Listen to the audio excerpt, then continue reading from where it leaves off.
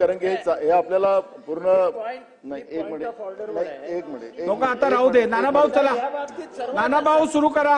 या बाबतीत सर्वाधिक माहिती अध्यक्ष महाराज, ठीक आहे नानाभाऊ चला. अध्यक्ष महाराज, माहिती छगन भुजबळ देऊ शकतात. अध्यक्ष महाराज, याला आपण बसून घ्या, बसून घ्या. याच्यावरची चर्चा करू. अध्यक्ष महाराज, या ठिकाणी भारतीय गणराज्याच्या 75व्या वर्षानिमित्त भारताचे संविधान या विषयावर मी बोलायला उभा आहे. अध्यक्ष महाराज, अध्यक्ष महाराज, या ठिकाणी विशेष करून मी सर्वप्रथम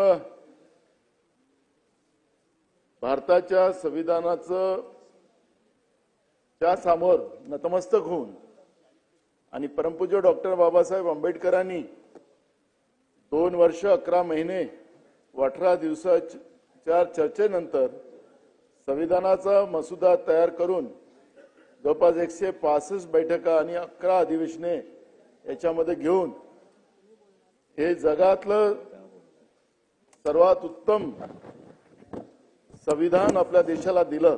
आणि म्हणून मी परमपूज्य डॉक्टर बाबासाहेब आंबेडकरांनाही कोटी कोटी अभिवादन करून या ठिकाणी विशेष करून मी आता सत्ता पक्षाचं जे भाषण ऐकत होतो अध्यक्ष महाराज, त्या भाषणामध्ये विशेष करून काँग्रेसनीच या संविधानाचं नुकसान केलं. पंडित जवाहरलाल नेहरू, इंदिराजी गांधी अशा सगळ्यांची नावं घेऊन त्या पद्धतीनं तो गवगवा हे भाजपने केलाच पाहिजे, कारण की त्यांच्याजवळ दुसरं शस्त्र नाही. आज सकाळी पण आपण पाहिलं की माननीय उपाध्यक्षांची निवड करत असताना पान टपरी ते विधानसभेचा उपाध्यक्ष असं आपल्या अण्णा बनसोडे यांची आज आपण या पदावर नियुक्ती केली. देशाचे प्रधानमंत्री नरेंद्र मोदीजी हे सुद्धा चहा विकण्यापासून तर देशाच्या प्रधानमंत्री पदापर्यंत गेले. अध्यक्ष महाराज, बाबासाहेब आंबेडकरांनी दिलेले संविधान आणि सगळ्यांना न्याय देण्याची भूमिका काँग्रेसने घेतली नसती तर ज्या पद्धतीनं आपल्या देशाला स्वातंत्र्य मिळाल्यानंतर आपला देश खऱ्या अर्थानं स्वातंत्र्य राहील की नाही राहील ही शंका व्यक्त केली जात होती. ही शंका मोडीच काढण्याचं काम काँग्रेसने केलं हे या ठिकाणी मी आवर्जून सांगितलं पाहिजे. अध्यक्ष महाराज, अध्यक्ष महाराज, पंडित जवाहरलाल नेहरू यांचं खऱ्या अर्थानं त्यांची जी भूमिका होती, सर्वस्व अति गर्भश्रीमंत असलेल्या पंडित जवाहरलाल नेहरूंनी आपली सगळी देशाची आपली संपत्ती देशाला दान केली. अध्यक्ष महाराज, ज्यावेळेस राहुल गांधींचं सदस्यत्व एका घटनेमध्ये रद्द केलं, त्याला राहायला जागा नव्हती त्या ठिकाणी दिल्लीमध्ये, 4 टर्मचे प्रधानमंत्री असलेल्याच्या म्हणजे मुलाचं नातवाचं ही परिस्थिती त्या ठिकाणी होती. गांधी परिवाराचं या देशाला जे त्यागाची भूमिका आहे ती कोणालाही नाकारता येणार नाही. यांनी किती त्यांच्यावर आरोप केले त्याचा काही फरक पडणार नाही. अध्यक्ष महाराज, अध्यक्ष महाराज, मी या ठिकाणी एवढंच सांगेन की आम्हाला जे बहुमत मिळालं त्याचा गर्व या लोकांना आहे आणि त्या पद्धतीनं त्यांचं वागणं आणि बोलणं आपल्याला पाहायला मिळते. अध्यक्ष महाराज, सोलापूर जिल्ह्यातील मार्कंडवाडीमध्ये ज्या पद्धतीनं ज्यांनी त्या गावकऱ्यांनी भूमिका मांडली की आम्ही दिलेले मतं, ही मतं ज्या उमेदवाराला आम्ही दिली त्याला नाही दुसऱ्याला मिळाली आणि त्यांनी मॉक पोलिंग करायची भूमिका घेतली, या सरकारने का विरोध केला? अध्यक्ष महाराज, या सरकारने तातडीनं खऱ्याच अगर या सरकारला हिंमत असती तर त्या गावकऱ्यांना मॉक पोलिंग करू दिलं पाहिजे होतं. पण मुख्यमंत्री म्हणाले की ते निवडणूक आयोगाची जबाबदारी आहे, ती आमची नाही. निवडणूक आयोगाने त्या पद्धती त्यांना मॉक पोलिंग करायची आहे, त्याला काही तुमचं निवडणुकीचा निकाल बदलणार नव्हता. पण तुमच्यामध्ये दम नाही, हिंमत नाही. तुम्ही ज्या पद्धतीनं गडबड करून तुम्ही निवडून आलात आणि मुख्यमंत्री मोदयांनी नागपूरच्या अधिवेशनामध्ये भाषण करताना सांगितलं निवडणूक आयोगाची भूमिका मांडली, त्या ठिकाणी निवडणूक आयोगाची भूमिका त्यांनी मांडावी. हे कुठलं? अध्यक्ष महाराज, हे संविधानाचाच भाग आहे. अध्यक्ष महाराज, लोकांच्या मताचा अधिकार हा तुम्हाला चोरायचा डाका मारायचा अधिकार दिला कोणी? त्याचं उत्तर आम्हाला पाहिजे अध्यक्ष महाराज. आणि हिंमत असेल तर तुम्हाला स्थानिक स्वराज्य संस्थांच्या निवडणुका या तुम्ही बायलेटवर घेऊन दाखवा, म्हणजे कळेल आपल्याला की तुमच्याबद्दलचं जनमत आहे की नाही आहे. त्याच्यावरच आहे, मतावरच आहे. लोकांनी लोकांसाठी करायचं राज्य हेच संविधानाचं ब्रीद आहे. आणि त्याच्यामुळे अरे आता काय अध्यक्ष मला संरक्षण द्या. आम्ही त्यांचं भाषण चालत असताना आम्ही शांत बसलो होतो. माझ्याकडे बघून बोला. असं नाही होत ना. बोला बोला. वेळ कमी आहे.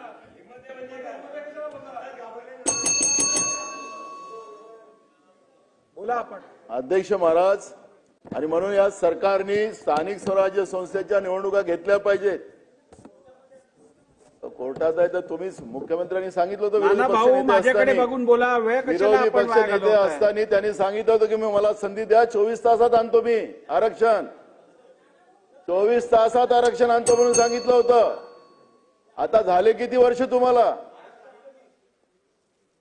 आणि म्हणून अध्यक्ष महाराज, ज्या पद्धतीनं या देशाच्या संविधानाला आपण पाहिलं अध्यक्ष महाराज, मगाशी सांगत होते त्यांचे सदस्य की संविधान कोणी संपवू शकत नाही. आर्टिकल 14, आर्टिकल 16 आपण आरक्षणाची भूमिका पाहिली अध्यक्ष महाराज.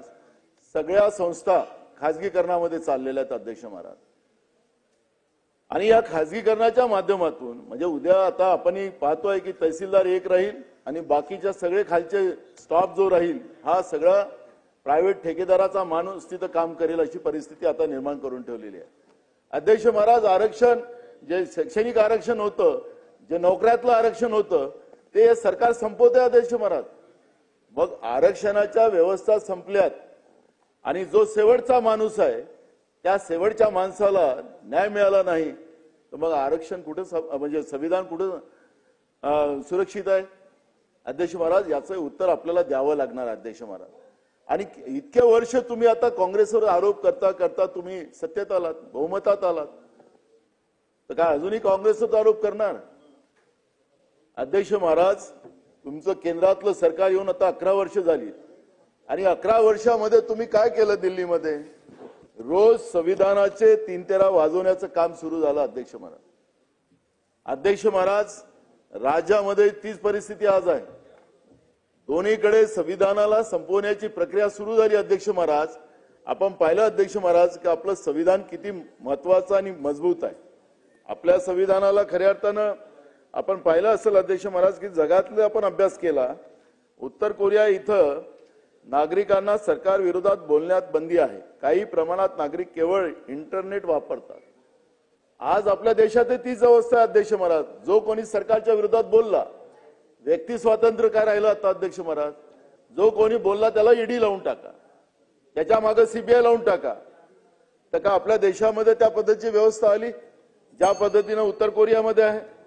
इराणमध्ये अध्यक्ष महाराज नागरिकावर सामाजिक आणि व्यक्तिगत बंधन लादण्यात आलेली आहे. आपल्या देशामध्ये आता कोणी कपडे कोणते घालावे त्याच्यावर बंधन आणायला सुरुवात झालं अध्यक्ष महाराज. कोणी आता खटका खावं की कोणतं अजून कोणतं मटण खावं त्याच्यावर आता बंधन सुरू झालेलं अध्यक्ष महाराज. मग आता आपण उत्तर कोरियासारखं आपण इराण सारखं चाललेलं की आपल्या देशामध्ये आता त्या पद्धतीचं वागता येणार नाही, आपल्या राज्यात वागता येणार नाही. अध्यक्ष महाराज, सिरियामध्ये फोन्स आणि इंटरनेट याला सहजासहजी वापरता येत नाही. आज आपल्या राज्यामध्ये तसंच आहे अध्यक्ष महाराज, फोन टेपिंग केलं जाते. अध्यक्ष महाराज, एरिट्रिया या देशामध्ये प्रार्थना स्वातंत्र्य पद्धतीचे कायदे, प्रार्थनेबाबत स्वातंत्र्याबाबतचे कायदे कडक आहेत. इथे आपल्या राज्यामध्ये देशामध्ये तसंच चाललं अध्यक्ष महाराज. मगाशी आमचे एक सहकारी मित्र सांगत होते सुधीर भाऊ की सगळ्यांना आपल्या आपल्या धर्मावर प्रेम करायचा अधिकार आहे, पण कुठं आहे अध्यक्ष महाराज? प्रत्येकाला त्रास देणं, जबरदस्ती करणं आणि त्याला त्याच्या प्रार्थना करायलाही विरोध केला जातो या महाराष्ट्रामध्ये. तर खऱ्या अर्थानं ते सौदी अरेबियामध्ये अध्यक्ष महाराज, क्युबामध्ये येथील पार्ट्यामध्ये आक्रमक संगीत वाजवण्यावर बंदी आहे. आपल्याही राज्यामध्ये आहे अध्यक्ष महाराज, त्याला काही विरोध नाही, तो बरोबर आहे. जपानमध्ये कामाच्या ठिकाणी पर्सनल कॉलला उत्तर देणे अध्यक्ष महाराज, इटलीच्या मिलानमध्ये तुम्ही हसताना दिसले पाहिजे. आपल्या राज्यात केलं पाहिजे. आता मुख्यमंत्री महोदय हे हसत राहिलं पाहिजे. जो हसत नाही राहिला आणि जो रडत राहिला, काही लोक रडतात तुमच्या मागचे लोक, तर त्याचा कायदा करा अध्यक्ष महाराज. आपल्या राज्यामध्ये लोक हसत राहिले पाहिजे, तब्येत चांगली राहिली पाहिजे लोकांची. अध्यक्ष महाराज, अध्यक्ष महाराज, मी या ठिकाणी एवढंच सांगतो अध्यक्ष महाराज की काही ठिकाणी आपण कालानुस्वरूप आणि सामाजिक राजकीय परिस्थितीनुसार आपण बदलू शकतो. अध्यक्ष महाराज, अतिशय लांबलचक आणि गुंतागुंतीचे संविधान खूपच विस्तृत आहेत, ज्यामुळे सामान्य नागरिकांना हे समजणं कठीण जाते. मला अध्यक्ष महाराज या निमित्ताने एक गोष्ट सांगतो आहे की आपण 75व्या वर्षी आहोत. आपल्या शैक्षणिक व्यवस्थेमध्ये माननीय मुख्यमंत्री महोदय, महाराष्ट्रामध्ये आपण सुरू केलं पाहिजे की आपल्याला संविधानाचे धडे, संविधानातले म्हणजे आपण 4थ्या वर्गापासून तरी मिनिमम आपण कॉलेजपर्यंत वेगळे वेगळे आर्टिकलच्या माध्यमातून जे काही संविधानामध्ये आहे त्याची माहिती आपल्याला येणाऱ्या पिढीला माहिती झाली पाहिजे. आणि म्हणून अभ्यासक्रमामध्ये या गोष्टी आपण आणल्यात तर आपलं संविधान आपल्याला सगळ्यांना समजण्यासाठी सोपं होईल. आणि म्हणून जी काही किचकट त्याच्यातले जे काही भूमिका आहे ती विस्तृतपणे सर्वसामान्यापर्यंत आपल्याला पोहोचवण्यामध्ये आपल्याला यश येईल. केंद्रप्रमुख संघराज्य, भारतात संघराज्य असले तरी केंद्र सरकारला जास्त अधिकार आहेत. अध्यक्ष महाराज, जीएसटीचा कायदा आला अध्यक्ष महाराज, आणि जीएसटीच्या कायद्याच्या माध्यमातून केंद्र सरकारने राज्याचे सगळे आर्थिक जी ताकद आहे ती केंद्र सरकारच्या हातात आहे. आपल्याला माहित असेल अध्यक्ष महाराज, मागच्या काळात आमचं सरकार होतं तर केंद्राने आमच्या जीएसटीचा वाटा आम्हाला द्यायलाच तयार नाही.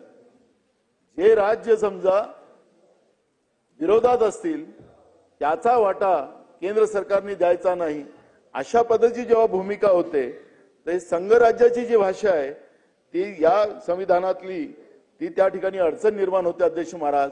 आणि त्या निमित्तानं केंद्र सरकारचे जे जादा पॉवर केंद्र सरकारने आर्थिक पॉवर आपल्याजवळ घेतलेत त्याचे परिणाम अनेक राज्याला भोगावे लागतात. अध्यक्ष महाराज, आपण पाहिलं असेल अध्यक्ष महाराज की मागच्या 2019 मध्ये आपल्या महाराष्ट्रामध्ये विधानसभेच्या निवडणुकीच्या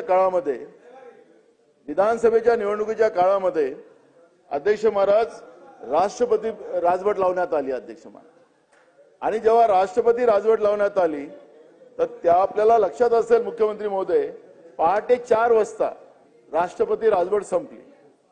आणि राष्ट्रपती राजवट त्यावेळेस राष्ट्रपती महोदयांच्या कार्यालयातून अशी माहिती आली की आम्हाला माहीतच नाही, कॅबिनेट केव्हा झालं तेही माहिती नाही. आणि पहाटेला जाऊन आपण शपथविधी घेतला. आपण दुसऱ्यांदा मुख्यमंत्री त्यावेळेस झाला आणि आपले अजितदादा उपमुख्यमंत्री झाले.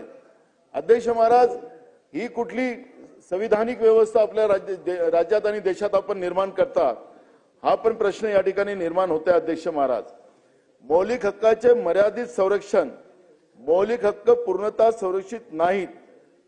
सरकारला काही परिस्थिती मर्यादित करण्याचा अधिकार आहे, पण याचा अर्थ असा नाही की आर्टिकल 19(2) अंतर्गत अभिव्यक्ती स्वातंत्र्यावर निर्बंध लावण्याचे जे काटकारस्थान आता सुरू झालेलं अध्यक्ष महाराज, त्याच्यावर खऱ्या अर्थाने या ठिकाणी एक खुलासा आपल्या मुख्यमंत्र्यांच्याच माध्यमातून यावा. आणि ज्या पद्धतीनं आपल्याला जे काही अभिव्यक्ती स्वातंत्र्याचा अधिकार आहे त्या अधिकारावर बंधन आलं नाही पाहिजे याची काळजी सरकारने घेतली पाहिजे. ही भूमिका सुद्धा या ठिकाणी मी मांडतो. अध्यक्ष महाराज, न्यायव्यवस्थेच्या मर्यादा हे सगळ्यात महत्वाचा एक विषय आता आपल्याला येत आहे की न्यायव्यवस्था ही आपली मजबूत व्यवस्था आहे. लोकांना शासनातून आणि प्रशासनातून समजा न्याय मिळाला नाही तर लोक न्यायव्यवस्थेकडे जातात. अध्यक्ष महाराज, पण आपण पाहिलं असेल अध्यक्ष महाराज, मी परवा आपण दिला आदेश, पण त्याच्याबद्दलचं काय झालं सरकारने काही भूमिका मांडली नाही. पुण्याच्या न्यायालयामध्ये काय चाललं अध्यक्ष महाराज,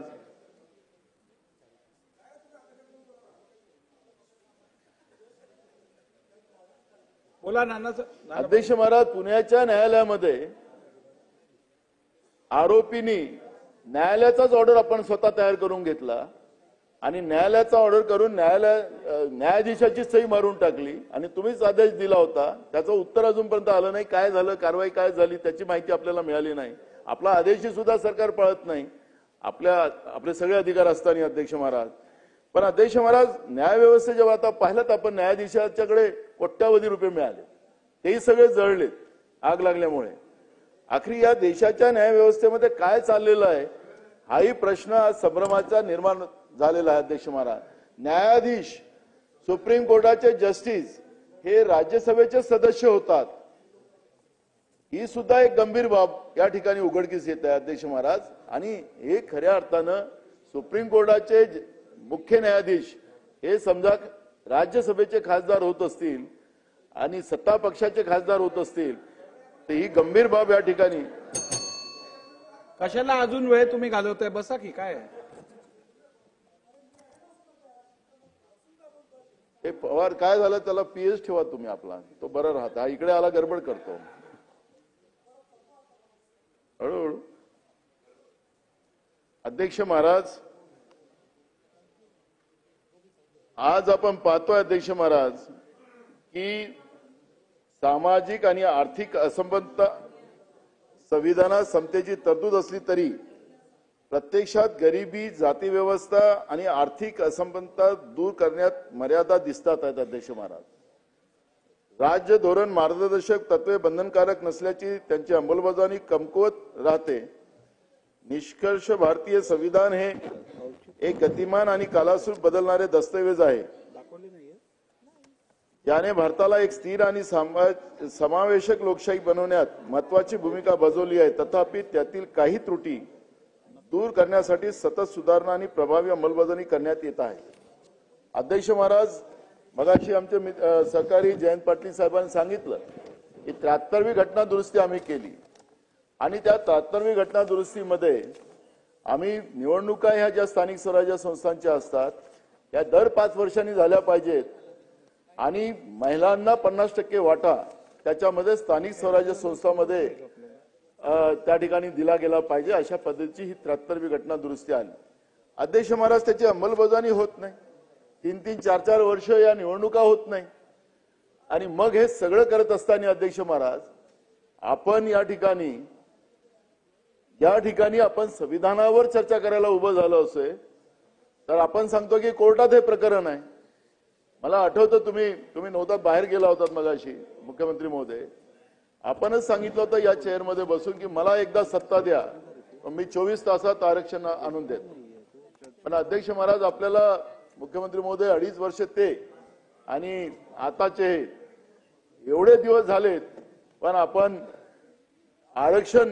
आरक्षणाचा विषय ओबीसीच्या बाबतचा जो सुप्रीम कोर्टामध्ये आणलेला आहे आणि परवा सुप्रीम कोर्टामध्ये जेव्हा आर्ग्युमेंट चालू झालं तर आपल्या वकिलांना आणि जे कोणी असेल त्यांच्याबद्दल त्यांनी विचारलं मान्य कोर्टाने तर दोघांजवळही माहिती नव्हती आणि मग तुम्ही दोघेही एकत्रित बसा आणि माझ्याकडे या असं सांगितलं मान्य सुप्रीम कोर्टाने.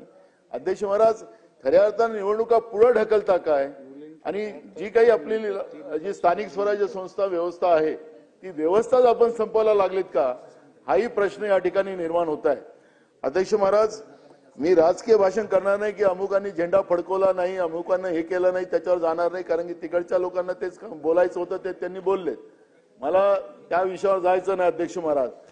पण आज जे काही चाललेलं अध्यक्ष महाराज, राज्याच्या सरकारमधलेच मंत्री हे समजा धार्मिक तेढ निर्माण करत असतील अध्यक्ष महाराज तर हे सुद्धा संविधानाला पोषक नाही, संविधान विरोधी आहेत आणि त्यासाठी सुद्धा मुख्यमंत्र्यांनी त्याची दखल घेतली पाहिजे. हे आमचं मत आहे या ठिकाणी अध्यक्ष महाराज. आपण कान टोचले असं मधल्या काळात पेपरला वाचलं पण किती टोचलेत, काय झालं त्याचं अजूनपर्यंत दिसायला काही उत्तर नाही अध्यक्ष महाराज. पण अध्यक्ष महाराज, हे जाणूनपूर्वक होत असेल आणि महाराष्ट्रातलं, कारण की आम्हाला एक गोष्टीचा गर्व आहे अध्यक्ष महाराज की बाबासाहेब आंबेडकरांची कर्मभूमी ही महाराष्ट्र आहे आणि आमच्या महाराष्ट्रातल्या कर्मभूमीमधून बाबासाहेब आंबेडकरांनी आज देशासाठी एवढं मोठं संविधान लिहिलं आणि जगातलं सगळ्यात सर्वश्रेष्ठ हे संविधान ठरलं आणि म्हणून आपण या लोकशाहीच्या 75व्या वर्षामध्ये आपण या ठिकाणी आपण एकत्रित आज चर्चा करतोय अध्यक्ष महाराज. आणि म्हणून या ठिकाणी काही भाजप काँग्रेस असा वाद नाही अध्यक्ष महाराज. हे खऱ्या अर्थानं संविधानाला आम्ही अजून किती मजबूत करू शकतो, संविधानातल्या तरतुदी शेवटच्या माणसापर्यंत कशा पोहोचू शकतो, त्याला न्याय प्रक्रियेत आम्ही कसं आणू शकतो, आणि आमचा महाराष्ट्र आणि आमचा देश. आणि मी तुम्हाला सांगतो अध्यक्ष महाराज, देशाच्या विकासामध्ये सगळ्यात मोठा वाटा हा महाराष्ट्राचा ठरावा, अशा पद्धतीची भूमिका व्हावी. पण या ठिकाणी मी अध्यक्ष महाराज सत्ता पक्षाची भाषणं ऐकलीत, ती राजकीय भाषणं झालीत. आणि ती राजकीय भाषणं या संविधानिक आज याच्यावर होता कामा नये याची खबरदारी माननीय मुख्यमंत्र्यांनी घ्यावी. आणि अशी आमची भूमिका या ठिकाणी अध्यक्ष महाराज. नितीन राऊत साहेबांना बोलायचं आहे, 5 मिनिटं त्यांनाही बोलू द्यावं अशी आमची विनंती आहे अध्यक्ष महाराज. नाही, चला आता आणि मी या ठिकाणी जास्त वेळ न घेता बसा बसा मी आपले 2 शब्द पूर्ण करून जय संविधान. नाही, फक्त